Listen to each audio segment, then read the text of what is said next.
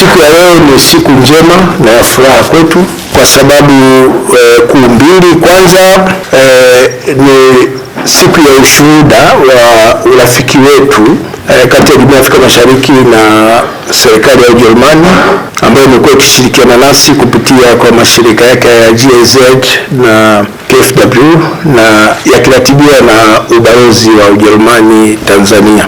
Urafiki huu nina kila sababu ya kusema kwamba kumekuwa ni urafiki wenye tija kwa pande zote mbili, kwa upande wa serikali ya Ujerumani na kwa upande wa Jumuiya ya Afrika Mashariki. Na ninayo furaha kusema pale katika mashirikiano yetu hawajaweka mipaka kwamba hatutaki kushirikiana na nchi wanachama, badala yake imekuwa ikishirikiana nasi katika kwa ujumla wake. Jambo la pili, siku ya leo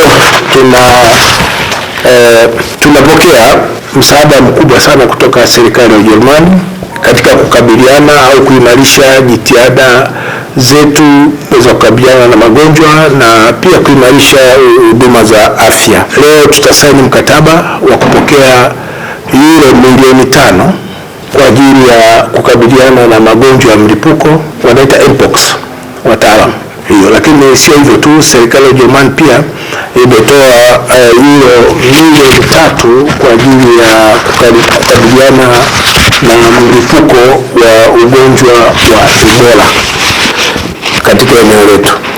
Tunashukuru sana kwa hilo, na hii sio mwanzo, ni ushirikiano huu umekuwa kwa muda mrefu. Nitakumbuka mwaka 2016 wakati wa mlipuko wa ugonjwa wa uviko 19 COVID-19, serikali ya Ujerumani ilitupatia maabara za kisasa kabisa ambazo zinasafirishwa katika magari, wanaita mobile laboratories. Kila nchi ilipata, na baada ya kutokea hii mlipuko pia tumepatiwa pia chanjo na vifaa kinga kwa ajili ya wauguzi na watu wanaohudumia wagonjwa. Kama Jumuiya ya Afrika Mashariki, naomba niseme kwamba hatukulala. Tayari tumeshapeleka magari 10 yenye maabara za kisasa katika nchi za Burundi, Jamhuri ya Kidemokrasia ya Kongo, Kenya, Rwanda, Sudani ya Kusini, Jamhuri ya Muungano wa Tanzania na Uganda. Haya magari yana kila kifaa kwa ajili ya kuwezesha watu wenye dalili za ugonjwa, na pia kutakuwa na wataalamu watakaosimamia